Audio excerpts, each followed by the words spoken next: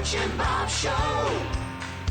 World famous Butch and Bob Show here on WIFO 105.5 FM in Jesup, Big Dog Country Radio. Good morning, Bob. Good morning. How you doing? I'm good. You doing good? All right.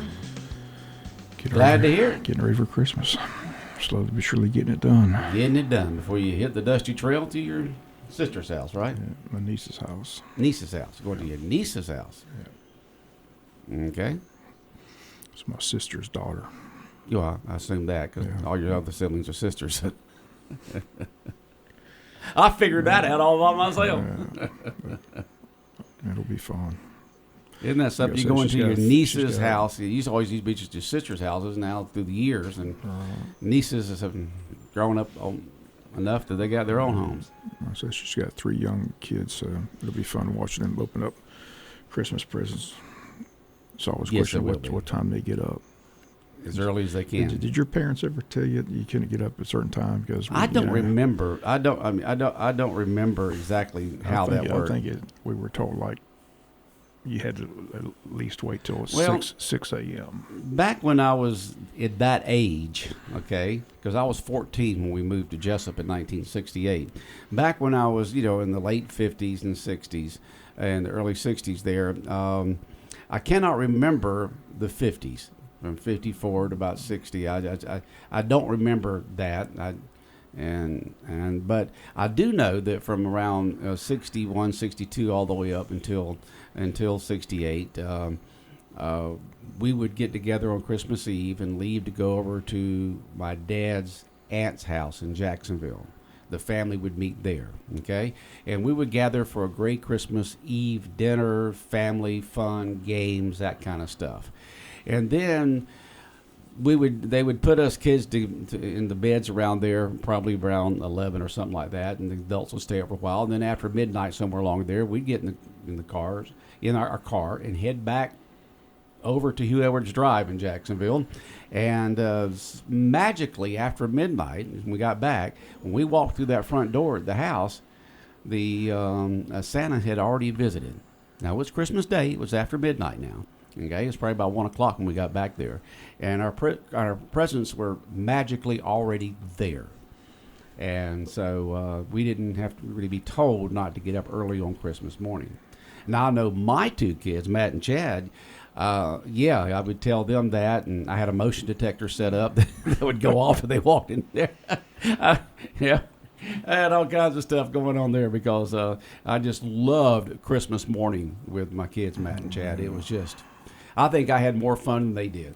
I really do. We always try to sneak downstairs early before but we were told it couldn't go down there before 6 a.m., but we always violated that rule. You violated it. Yeah. I knew you would, Bob. But at Christmas time, we had the presents from Santa were not wrapped, okay? And the presents from Mom and Dad were wrapped. And so if they walked in there, they could see what Santa had bought because we didn't think that Santa wrapped gifts, and so they were unwrapped. Craziest Christmas I remember. For some reason, my mother didn't like the tree that my dad got. And we're sitting there Christmas Eve, and she's been complaining for the last 2 days about how she didn't look good, didn't like it. So she made a comment Christmas Eve again that she didn't like the tree. So, by God, he got up there and tore everything down and took it and threw it out and went and got it. Christmas Eve, you went and got a tree. What was wrong with the tree? I don't know. Too big, too small, too scrawny? She didn't, not full enough? Not full enough. That's what she kept saying. Just, there's a bare spot there or something like that. And I was like, what's the big deal? What is the big deal? Just throw some decorations in that area and don't worry about it. It's not that big of a deal. Christmas is not about just a tree. She made one when we're sitting there. He must have got that tree on his own. She wasn't with him when we went to the tree. Now, up in Aiken, we were up there. There was a Christmas tree farm, about 20 miles north of Aiken, up there in South Carolina. And big farm up there. I mean, you go there and have this huge like general store setting up with the apple cider going and all that kind of stuff. And you would get in the sleigh being pulled by the tractor and go way out into the farm and pick out what tree you wanted, and they would cut it, and then they would put it in the shaker, and it would shake like I don't know what, and they wrap it up in this netting stuff, and they had all kinds of Christmas goodies there and stuff like that. So that's what we did up there. So we were all together when we picked out our Christmas tree. I mean, this tree was lit, had ornaments and everything. It had everything on there. Sitting there on the couch, and Christmas music was playing, and she made a comment once again. She said, "By God, I'll get you a tree." Well, sometimes us guys can only put up with so much nagging. I mean, we put it up to right here, like, and then we just like so much for the Christmas spirit. Lose it. Did that just totally ruin Christmas morning then? No, it was okay, but I mean, it was hard getting that tree. Had to. I can't believe you went and got another tree. Got a new tree and put it on Christmas Eve. Yep. Where did he find a Christmas tree? I can't remember, but he got one. He gave me. Was the neighbors missing a tree or something like that? He went and cut it down or something? I'll never forget. I was like, "What's the big deal?" It's already lit. I mean, but she didn't like it.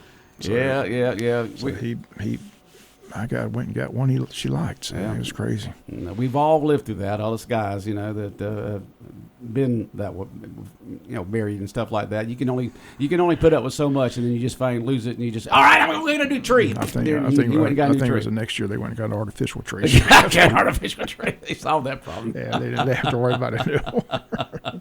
No more live trees. Yeah. There's some beautiful there's some ugly looking artificial trees, but there's some gorgeous artificial trees. Absolutely gorgeous. It was always cold and snowy up in Pennsylvania. They said, that snow, don't miss that at all. But you were a kid when you were up there. I know. Yeah, but you just like, you'd have loved it as a kid. No, because I always had to clear the driveway. You had to clear the driveway. Yeah. Little Bobby had to work. That was my job. And you'd clear it. Because the rest of them were sisters. You had to do it. You were the brother. You'd clear it, and about 50 minutes later, more snow would come. You'd get out and clear it again. Did you do it with a big shovel, or did you have a snowblower? No, I wish I had a snowblower. Had a shovel. I had a big one, and big wide shovel. A shovel and a broom. They didn't have that stuff that you throw out there and it dissolves the eyes. Yeah, salt. Yeah, I couldn't. Had none of that. So. Well, I got a bad experience. It was just aggravating. I'd be in there praying it doesn't snow. Yeah, praying it doesn't snow.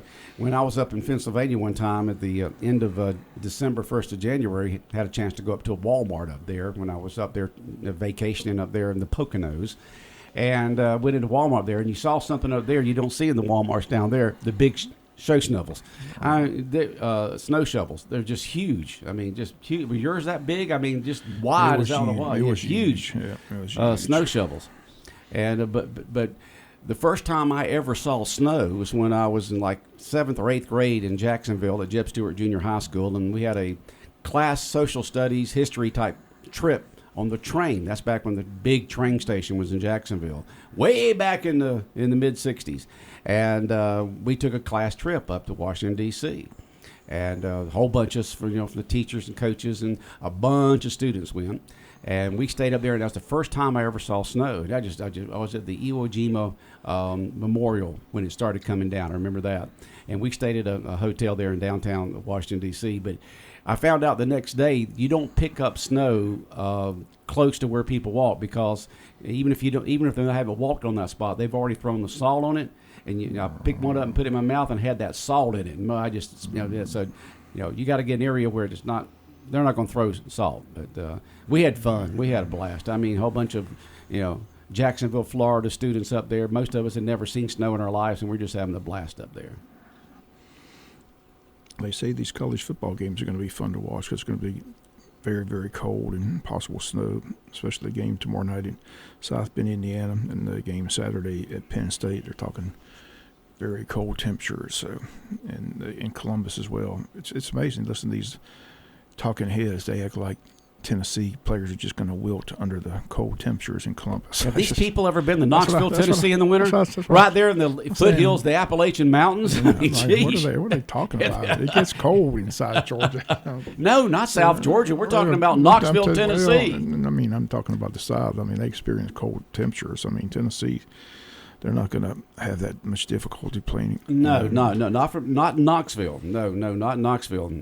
Because, like I said, they're right up there. Their elevation is a lot higher than us. They're right next to these Appalachian Mountains and the foothills of it, and so it gets cold in Knoxville. That's the only game people are talking upset.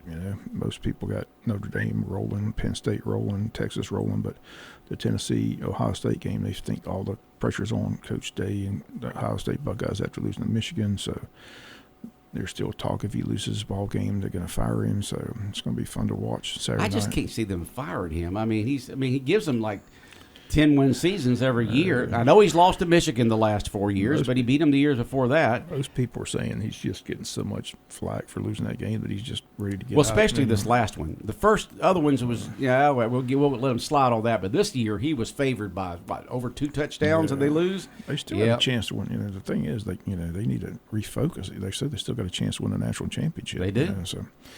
But they feel all the pressure's on Ohio State, and Tennessee's going to go in there and pull the upset. So we'll find out Saturday night. But Saturday's going to be fun. The triple header. You got SMU, Penn State at 12, Texas, Clemson at 4, and then Ohio State and Tennessee at 8 o'clock. So it all starts tomorrow night though at 8 o'clock. Still a couple more ball games tomorrow too. Florida's in the Gasparilla Bowl. They play tomorrow at 3 o'clock against Tulane. So and Georgia Southern in action tonight in the New Orleans Bowl. New Orleans, man. That's usually you have a name for them, but this is just New Orleans Bowl in New Orleans. I guess it's the New Orleans Tourism that pays for that. And Georgia Southern taking on Sam Houston, and that's the Sun Belt Conference of Georgia Southern taking on Conference USA of Sam Houston. We'll have the Georgia Southern Tailgate Show, always exciting, fun, and informative. It begins at 5 o'clock this afternoon right here on 105.5 FM, the Tailgate Show, and then kick off at 7 o'clock. Hear the Georgia Southern broadcast, the Georgia Southern announcers, by listening to 105.5 FM. Hopefully they get a win. Yeah, let's hope they do get a win. Going out there, I guess there's a lot of Southern fans out there in New Orleans, along Bourbon Street, having a good old time and getting ready for that game tonight. Ought to be fun. Go Eagles. Go Eagles. Go Eagles. And it's going to be right here on 105.5 FM. Once again, I want to promote this right here. We have our local musician spotlight most every Friday at 8:35, where we have artists, local musicians that you vote head-to-head against them, and whoever gets the most votes is able to be on the local musician spotlight. And I want to read what Carrie Thornton, who handles this for us, says, "Congratulations to Austin Lane of Waycross for being this week's winner in the local musician spotlight's winners round. Tune in tomorrow morning, Friday morning at 8:35 to hear more from Austin and catch the release of his new song live on WIFO Big Dog Country 105.5 FM. So we look forward to having Austin Lane back in here again. For the past several weeks, former winners have been going head-to-head on our Facebook page, and Austin wins this week, and we look forward to having him sitting here tomorrow morning at 8:35, get to hear his new song and have a good time visiting with him and find out what's going on with his career since the last time that he was in here. That's tomorrow morning at 8:35 here on Big Dog Country. And the Cash Can Clue still going strong, folks. Gave out a brand new clue this morning, and we'll repeat today's clue around 12:45, around 3:35, and because of the Georgia Southern game today with the tailgate show beginning at 5, the late afternoon clue will be at 4:45 instead of 5:45. And this is all times are approximate. Could be 10 minutes either way. So we're just moving it up an hour since we've got the Georgia Southern bowl game starting at 5 right here on 105.5 FM. So it will be repeated around 12:45, around 3:35, and around 4:45 today's clue. And then if it's not found today, we'll have a brand new clue tomorrow morning around 7:10. Let's see how many clues are they out there now. We've had last week and week before that's 10. We've given out 14 on the air, counting today, 14 clues. And we've had 2 bonus clues on our Facebook page. One put on there posted this past Saturday, and another one posted the Saturday before. So there's 16 clues that people can put together. It's very difficult to look at one clue and say, I know where it's at. It's designed to be like a puzzle. Sometimes clues build on each other. Sometimes you have to pull ones from several weeks ago and match it up. Really, you have to match all of them together. And it's like puzzle pieces. You have to put it together to figure out where the cash can is hidden. So just a little advice. It's very difficult to look at one clue and know for certain where it's at. You might have a guess, but don't always focus on that one clue. Focus on all of them. And so I could be writing the check today for $1,055. Could be tomorrow. Hopefully it is. Definitely by Monday, because we're taking a little vacay next week from Tuesday through Fridays. So get out there and find it, folks. Get out there and find it. And sad news, you said this morning, from something that happened in Cherokee Lake overnight. Yeah, parent suicide. And like I said, unfortunately, during the holidays, a lot of people get depressed and things like that happen. But the Sheriff's Department's working on it. Happened late last night down in Cherokee Lake, a shooting and parent suicide. So shooting and a parent suicide? Or just parent suicide? A parent suicide, okay. A female took her own life. Apparently. Okay. We'll get more details on that as the day goes along for tomorrow's newscast. And but that's just sad news. I mean, it is. You know, we can play songs like "Hard Candy Christmas" and "If I Make It Through December," and there's several other ones like that that talk about the depression side of folks have sometimes during December, because it's supposed to be the the happy, friendly, excited time of year, and some people are just going through rough times. And our thoughts and prayers go out to the family and friends of this lady. 105.5 FM in Jesup, Big Dog Country Radio. And the Falcons have got a new quarterback coming up this weekend, right? Isn't the rookie going to start? Rookie's going to start. Michael Penix gets to start against the Giants. If you're going to get a start, that's the best team to get a start against, because they're terrible. Playing who now? The Giants. Giants. Yeah. Oh, that's great. You're going to start playing the Giants. That's about like playing the Raiders this past weekend. It's hard to tell who's worse, the Jets or the Giants. Isn't that something? New York City, the Big Apple, most population, biggest TV and radio market, and you got two teams there that stink. I showed some highlights of the Giants game last week. A bunch of fans in the stands wearing those paper bags over their heads saying, "We're terrible." Yeah. Remember when New Orleans many, many, many years ago had the Aints? Right. So the Saints, they had the Aints and they had the bags on. I mean, that was a long time ago. They were the Aints. You probably remember that, don't you, Bob? The Aints, and they had their. I mean, why even go to the game? You got this bag over your head, You got the Aints up there instead of Saints. We ain't no good, the Aints. But I guess it continues on. It's pretty bad when you got to put a shopping bag over your head. I don't want people to see me here. That's when your team's in bad shape. But there's a lot of bad NFL teams right now. That's what they were talking about that the other day. The NFL is supposed to be parity where any team can beat, but there's just a lot of bad NFL football being played out there in a lot of different cities. Jacksonville's one of them. Still waiting to see what Jacksonville decides to do at the end of the season. What are they going to do with their coach? They're going to make a move with the GM. So what are they going to do? All right, Con, put a winner down there. Quit Quit messing around. Leave your son at home. He messes stuff up. Missed out on Belichick. So Belichick's in North Carolina. So you and your nicknames. I could have had Belichick, I still can't understand. I like Jimmy Johnson. You see Jimmy Johnson Sunday? Jimmy Johnson was like me. He's just perplexed. He says, how in the world can a guy with 7 Super Bowl trophies I watched it. I watched it with Jimmy Johnson's in there. He didn't understand. Jimmy's not coming back into coaching. He's too bad.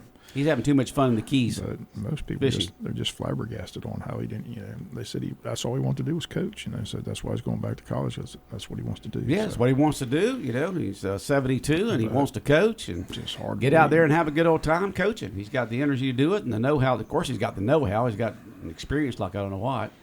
And it'll be interesting what kind of team he puts together, because now he can put a team together with the transfer portal. Well, Brady's got some vested interest ownership at the Raiders. So yes, he does. Maybe when he gets more ownership, he can bring Belichick to get him back in. I can't. It's just amazing. I'm sure Belichick wants to get that all-time record too. Like he wants to get the all-time record. Like I said, from Shula. He's got to pass Don Shula. So, but it's just shocking. He's in North Carolina. It'd be interesting. It's going to be curious to see how it all plays out. But like they said, if you're high school kid, where else would you want to go if you want to get ready for college? Then go. Get ready for the pros. Right? Yeah. Definitely get you ready. Yeah, Belichick can get you ready for the pros.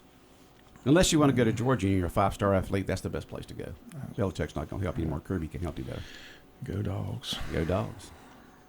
Gearing up for that Sugar Bowl. Still saying Carson Beck hasn't been ruled out just yet, but I can't wait to see. Apparently he doesn't have to have surgery, because if he had to have surgery, he'd already do it, because if he'd want to get ready for the NFL combines. But he and his family came out this week and said he's still deciding what he's going to do. Is he going to contemplate possibly coming back to Georgia for another season? So that'll be let's hope interesting. he does. It'll be good for Georgia fans, that's for sure. No, definitely. Definitely. Maybe if you ride up there, he'll give you a free ride in his Lamborghini or something like that. Yeah. I can't believe that, a college player with a Lamborghini. Who would have thought that? Times are a-changing, Bob. We're dinosaurs, man. Times, definitely. It's all about the money. Always about the money.